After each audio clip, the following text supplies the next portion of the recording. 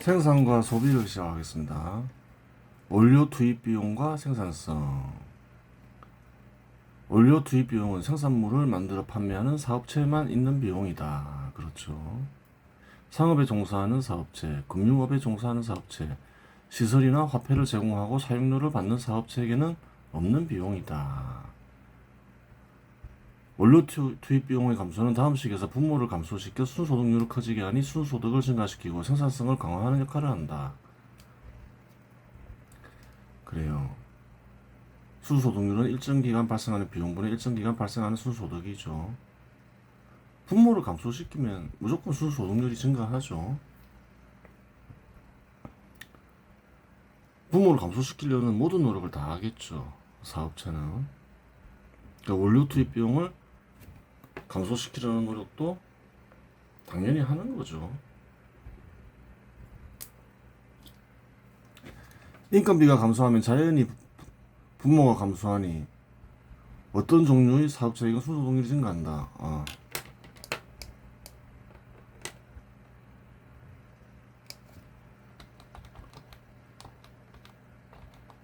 원료 투입 비용이 감소하면 자연히 분모가 감소하니 어떠한 종류의 생산업체이건 그래요. 순소득률이 증가하죠. 이를 증명하는 일은 작업도구의 투입 비용이 감소하는 경우와 완전히 같으니 별도로 증명하지 않겠다. 인건비가 감소하는 경우죠. 어디에나 있는 건 인건비니까. 아마 작업도구로 해도 마찬가지죠. 그래요. 원료 투입 비용을 감소시키면 순소득률이 개선되니 생산업체는 원료 투입 비용을 감소시키기 위한 노력을 한다. 당연하죠. 실상 사업체는 분모에 해당하는 모든 종류의 비용을 감소시키기 위한 노력을 한다.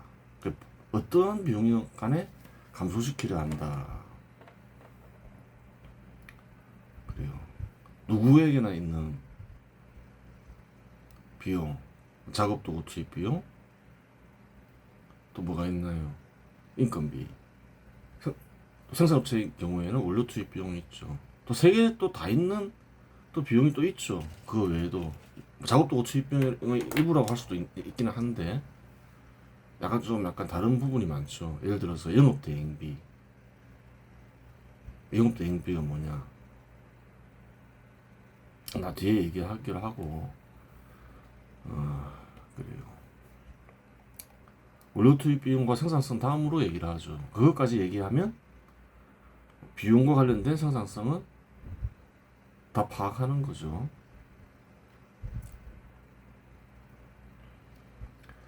원료의 제초 형태인 철, 구리, 석유와 같은 것들은 자연으로부터 채취된다. 모든 원료는 기본적으로 생산업체의 원료는 어디에서 채취되나요? 자연에서 채취되죠. 뭐 철, 구리, 석유. 그래요. 이외에도 많죠. 따라서 그와 같은 것들을 싸게, 달리 얘기하면 적은 비용을 투입하여 얻고자 하는 노력을 하며 실제로 그러한 노력을 하는 사업체 또한 존재한다. 다 노력하겠죠. 원료를 사용하는 그래요. 생산업체는 다 그렇게 한다는 거예요. 서로 협상도 하고 원료를 제공하는 업체와 또 원료를 판매하는 업체와 원료를 구매하는 업체와 그래요. 비싸게 팔려고도 하고 싸게 살려고 도 하고 그러한 과정 속에서 또 이익을 많이 남기기 위해서 원료를 판매하는 업체는 생산성을 강화하고 그런 거예요. 그런 거에 개입하려고 하면 안 돼요. 그럼 그러한 노력이 사라지겠죠. 그러면 사업체의 발전이 없어지는 거예요. 혹자들은 또 특정한 편에 서서 원료를 구매하는 업체는 사악하다. 원료를 판매하는 그러면서 좀 많이 줘라 뭐 이러지만 그런 거는 개입할 문제는 아니라는 거예요. 그러면서 생산성이 강화가 된다는 거예요. 원료를 제공하는 업체라 해서 항상 약자냐 또 그런 것도 아니라는 거예요. 강자가 될 수도 있고 약자가 될 수도 있고 서로 상황에 따라서. 반도체를 제공하는 업체는 반도체가 귀하면 또 갑이 되고, 또 반도체가 공급이 넘치면 또 을이 되기도 하고 그런 거예요. 그래요. 반도체도 원료잖아요. 그러한 노력을 제공하는 사업체가 있다는 사실을 알고 그러한 사업체에 개선된 작업 도구를 하고자 하는 사업자 역시 있다. 그렇죠. 이제 원료를 채취하는 사업체 역시 작업 도구를 이용하죠. 비용 떨어뜨리려 하겠죠. 작업 도구 투입 비용도 감소시키려 하고 그럴 거 아니에요. 그러면서 이제 생산성이 발달하는 거예요. 생산성이 증가하는 거예요. 정말 그런 업체가 있냐? 있다. 캐터필러, 뭐 굴삭기 로더, 드릴링 장비 등을 생산한다. 산드비, 스웨덴 업체죠. 광산 채굴용 드릴, 크러쉬, 운반 장비 등을 만든다. 줄럼버즈, 1926년부터 있었죠. 석유가스 시추 및 탐사 장비를 만든다. 글로벌 리더다. 에피록, 스웨덴. 그래요. 광산 및 건설용 시추 장비 이런 것들을 만든다. 작업 도구가 빠른 속도로 개선되고 있으면 확인할 수 있죠. 이쪽 분야도. 현 시대의 모든 사업체는 작업 도구를 개선시키기 위해서 끊임없이 노력을 하죠. 그래요. 원료 투입 비용을 감소시키고자 하는 노력은 과거부터 있어 왔던 것이지만, 그렇다고 해요. 원료 투입 비용이 실제로 감소한 것은 아니다. 이게 무슨 말이냐 이러잖아요. 이렇게 막 작업 도구도 개선이 되고 그런데 여기서 의문이 생길 수 있다. 이전과는 비교할 수 없을 정도로 작업 도구가 개선되었는데 어째서 원료 가격이 하락하지 않았을까 하는 생각을 할 수 있다. 현 시대는 이전과 비교할 수 없는 인구가 있고 많은 자원을 이용하죠. 그러다 보면 또 생기는 일이 있다는 거예요. 한번 보겠습니다. 그 이유는 쉽게 채취할 수 있는 자원은 이미 채취했기 때문에 작업 도구의 비약적 개선에도 불구하고 비용이 감소하지 않았기 때문이다. 앞에서 얘기했잖아요. 비용이 감소해야지 실제로 가격이 하락하는데, 작업 도구 개선은 비용을 감소시키는 효과가 있죠. 근데 또 거기에 대한 반작용이 있다는 거예요. 그 반작용이 뭐냐? 그걸 봐야 되는 거예요.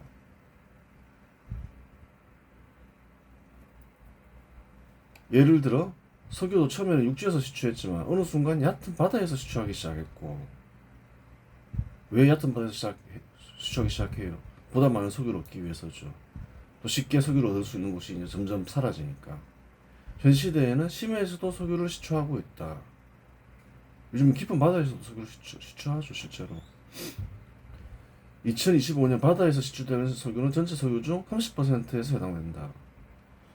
육지에서 시추하는 게 쉬울까요? 바다에서 시추하는 게 쉬울까요? 육지에서 시추하는 게 쉽죠. 바다에서 시추하기는 어렵잖아요. 비용이 많이 들어가겠죠. 육지라 해도 뭐 조금만 파면 시추되는 곳이 있고 또 안 그런 것도 있고 비용이 다 다르다는 거예요. 쉽게 시추할 수 있는 곳에서는 그래요. 쉽게 시추할 수 있는 곳의 원유만으로는 지금 수요를 감당할 수 없다 이 말이기도 하죠. 인간들이 줄어서 과거부터 이용해왔던 자원들은 다 그런 상황이겠죠. 쉽게 채굴할 수 있는 것들은 거진 다 채굴했다는 거예요. 철도 그렇고 우리도 그렇고. 그래서 비용이 다운이 되지 않기 때문에 가격 역시 하락하지 않았다 이 말이 되는 거예요. 주요 자원들의 가격은 다음과 같다. 철광석 1980년에는 115불인데 명목을 보면 한 1980년에는 30불이었는데 한 98불이다. 실제로는 그렇지 않다. 철광석은 1980년에 2025년 기준으로 환산을 하면 115불이다, 98불이다 좀 감소했죠. 근데 아주 많이 감소하진 않았죠. 기술이 발전했음에도 불구하고. 앞에서 얘기했죠. 굴이 1980년에 0.9파운드였는데 2025년에는 5.63파운드다. 근데 실제로는 또 그렇게 많이 올랐느냐? 물가로 비교해서 보면 3.45불에서 5.63불로 5. 달러죠. 그렇게 되는 거예요. 5.63달러로 올랐다. 파운드는 뭔가요? 무게 단위죠. 그 0.9달러에서 5.63불로 올랐고, 구리는 명목이 이제 3.45불에서 5.63불로 올랐다. 실질이 그렇다는 거죠. 별로 안 올랐죠. 많이 오르진 않았죠. 따져보면 원유는 1980년에 37불이었다가 2025년에 69불이죠. 그런데 환산을 해보면 141불이다. 1980년에는. 근데 69불이다. 80년이 좀 유난히 높죠. 70년에 비해서 70년에 30불이었는데 141불. 갑자기 뛸 리 없잖아요. 이때 정치적 사건이 있었죠. 각종 그 아랍 쪽에 문제가 있으면서 그 오일 쇼크라 하죠. 2차 오일 쇼크라 하죠. 이건 좀 빼야 되는 거고. 원유도 48불에서 좀 올라가다가 2010년에 98불까지 올라가다가 지금은 좀 하락했다.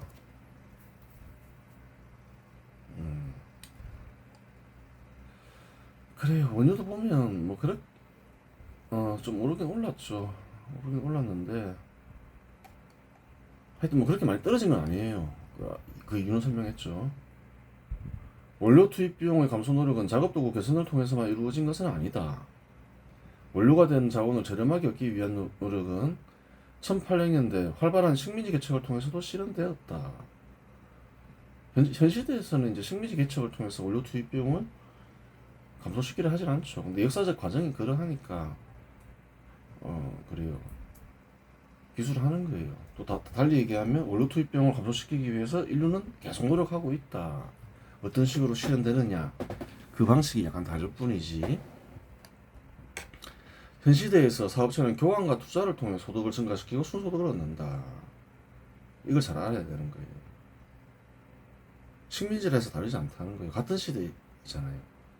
고대 농경국가 시대가 아니라는 거예요. 이런 관점에서 현 시대에 있었던 식민지를 이해하면 정확하게 이해할 수 있다는 거예요. 한국도 식민지였죠.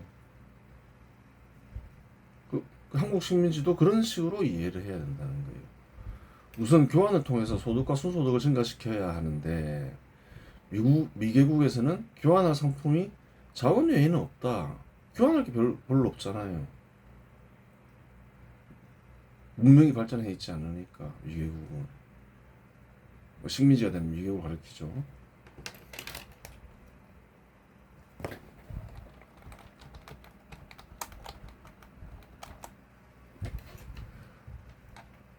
그러면 그렇다고 교환을 할 수 없느냐?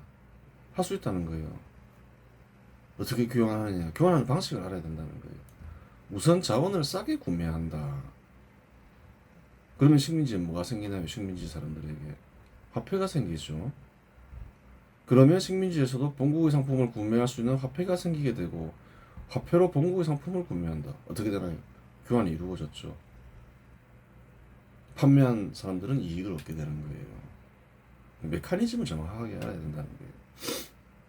진짜냐? 진짜다. 영국의 식민지였던 미국과 인도를 보고 한국을 보면 되는 거예요. 미국은 잘 보라는 거예요. 170년간 영국이 식민지였죠. 뭘 파냐는 거예요. 담배, 면화, 목재, 당밀, 모피 다 뭔가요? 뭐 원자재, 자원이죠, 자원. 자원을 판매하고 본국으로부터 뭘 수입하나요? 직물, 도자기, 철제품, 유리, 책 다 가공한 거죠. 서로가 서로에게가 이익을 얻는 거예요. 또 영국 식민지를 보자고요. 인도에 뭘 수출했냐는 거예요. 인도가 영국에 뭘 수출했냐는 거예요. 면화, 홍차, 향신료, 아편, 광물 다 뭔가요? 자원이라는 거예요. 뭘 수출했나요? 면직물, 철제품, 기계류, 소비재, 의약품 다 가공물이죠. 영국은 인도는 몇 년간 지배했나요? 한 200년 지배했죠. 미국 한 170년 지배했고 철저하게 본국과 식민지, 본국 국민과 식민지 국민을 구별해서는 알 수 있어요. 거래하는 물품이 딱 고정되어 있잖아요. 그 특이한 나라가 사실은 한국과 일본의 관계인 거예요. 쌀, 뭔가요? 자원이죠. 금속 광물 자원이죠. 미국, 인도가 다를 바 없죠. 수산물, 인삼 마찬가지죠. 근데 뭐가 있나요? 면직물이 있다는 거예요.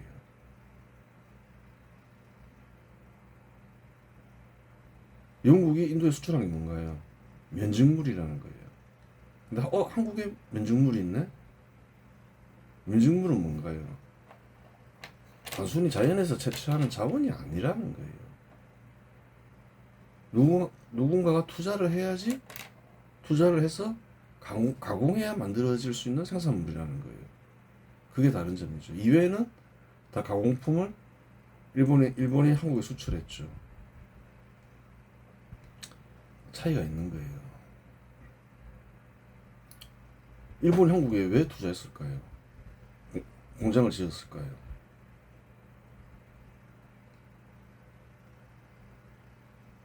아니 간단해요. 그거를 현 시대와 다르다고 생각하면 안 돼요. 식민지 시대는 현 시대와 돌아가는 원리가 똑같다는 거예요. 기본적으로 한국이 임금이 저렴한 곳에 투자를 하잖아요.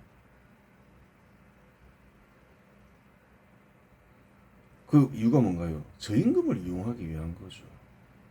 똑같다는 거예요. 그건 뒤에 보면 아는 거예요. 영국의 식민지였던 미국과 인도는 주로 원자재를 수출하고 본국으로부터 가공된 생산물을 수입하고 있음을 알 수 있다. 한국 역시 주로 원자재를 수출하고 본국으로부터 가공된 생산물을 수입했지만 영국의 식민지인 미국과 인도와 구별되는 점은 면직물을 일본에 수출하고 있다는 점이다. 그렇죠. 이게 구별되는 거죠. 한국은 좀 구별되죠. 이는 일본의 산업의 일부가 이전되고 있음을 증명한다. 그러니까 이제 그 1930년대 이후가 되면 영국이 식민지들이 썼던 정책과 일본이 한국에 썼던 식민지 정책은 다르다. 그 통일을 그냥 누구나 짐작할 수 있죠. 이건 뭔가 약간 식민지 정책이 약간 다르다. 한반도를 일본과 완전히 합치려고 했음을 알 수 있는 거예요. 그래서 장치 개명도 하고 그랬잖아요 그때. 그 정책이 약간 다른 거예요. 공업 분야에서 양질 일자리가 생기고 근로자라고 불릴 만한 신분이 생긴 시점은 일제시대임을 확인할 수 있다. 투자를 하게 되면 공장을 세우면 뭐가 되나요? 신분제도가 없는 곳에서는 식민지와 본국 국민들 간에 차별이 있었겠지만 기본적으로 신분제도는 폐지된 국가니까 근로자라는 신분이 생긴다는 거예요. 일제시대 때 생기기 시작했다. 그렇게 보면 되는 거죠. 왜 양질의 일자리라고 하느냐? 일본을 위화하는 게 아니냐? 뭐 거짓말할 이유가 없는 거죠. 정확하게 한번 보자는 거죠. 방직업체 여성 근로자는 10원에서 15원을 받았다. 이 성도는 주로 무슨 일을 했냐? 단순 반복 작업을 했다.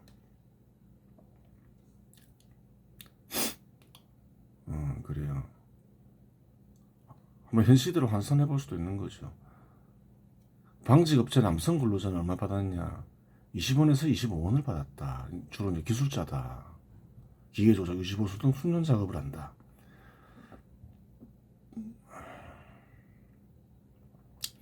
그러면 그 당시 한국 농민들을 보자는 거예요. 17.8원을 받았다. 그래요. 환산을 해보면. 그러면 어떤가요? 방직업체 남성 노동자가 근로자가 기술자가 되면 25원까지 받으니까 숙련공이 되면 그 20원부터 시작하겠죠. 농민보다 소득이 월등히 크다는 거예요. 한 7원, 한 3, 40%가 큰 거죠. 오늘날로 치면 어떤가요? 400만 원 버는 사람보다 30%한 520만 원 번다는 거예요. 대부분 그 당시에는 대부분 사람들이 농민이었잖아요. 대부분이 농민보다 방직업체 남성 근로자가 돈을 더 많이 번다는 거예요.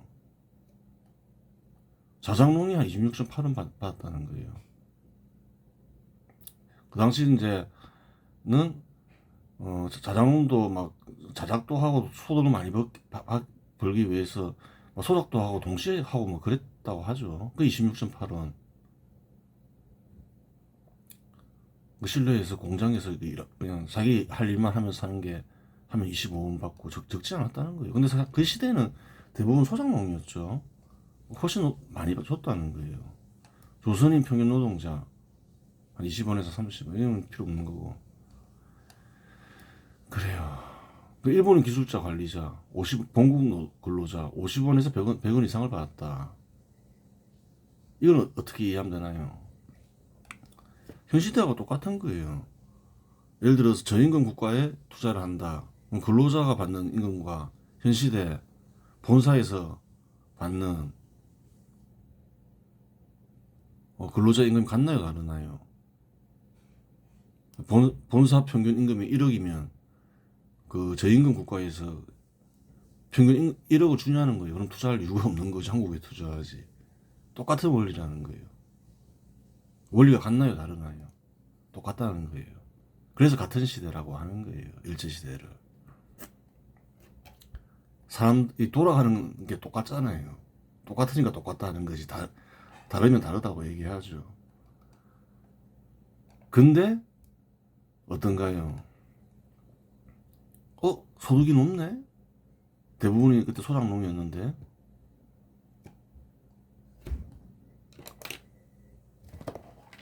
조선시대 대부분의 일제시대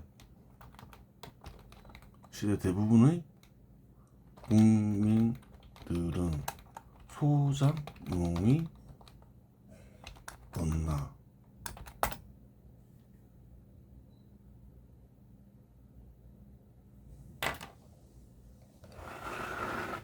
보라는 거예요. 76% 1910년대에 76%가 소작농이었다. 40년에는 83%에 달했다. 대부분의 인구가 소작농이었다. 근데 걔네들이 그 사람들이 버는 소득이 17원이었다. 많이 잡아도 18원이었다. 근데 그 일본인 공장에 취업하면 막 돈 많이 줬다 이렇게 되는 거예요. 부동산은 모두 한 30%더 벌잖아요. 양질이 지금 맞잖아요. 방직업체 남성 근로자 임금은 20원 정도로 소작농보다는 월등히 많다. 기술자는 30원 정도를 받으니 26.8원을 받는 자작농보다는 더 많은 소득을 얻는다는 사실을 알 수 있다. 그렇죠. 만일 부부가 함께 일하면 30원 이상을 얻으니 당신은 양질의 직장이었음을 증명한다. 부부가 동시에 일할 수도 있죠. 그럼 30원 이상이잖아요. 최대 40원까지 벌잖아요. 농민들은 그 당시에 부부가 같이 일 안 했냐는 거예요. 그렇게 되는 거예요. 거의 그러면 소작농의 더블 이상을 버는 거죠. 물론 일본의 사업체가 식민지에 투자한 이유는 간단하다. 저렴한 임금을 이용하여 수소률과 순소득을 증가시키기 위함이다. 이는 현 시대에서 저렴한 임금의 국가들의 투자는 원리와 같은 것이지 다른 것이 아니다. 그래요. 그 현 시대를 잘 이해하면 항상 현 시대를 주목하라고 하잖아요. 과거의 일들이 대부분이 다 이해된다. 현 시대를 이해하지 못하면서 과거를 이해하려 하지 마라. 과거부터 과거 자료를 구하기도 어렵잖아요. 과거를 엉뚱하게 이해하면서 과거에 입각해서 현 시대를 이해하려고 하면 현 시대를 이해하기 어렵다. 현 시대를 잘 이해하면 다 이해된다. 그렇죠. 역사를 접근하는 방법인 거예요. 이번 시간에서 마치겠습니다.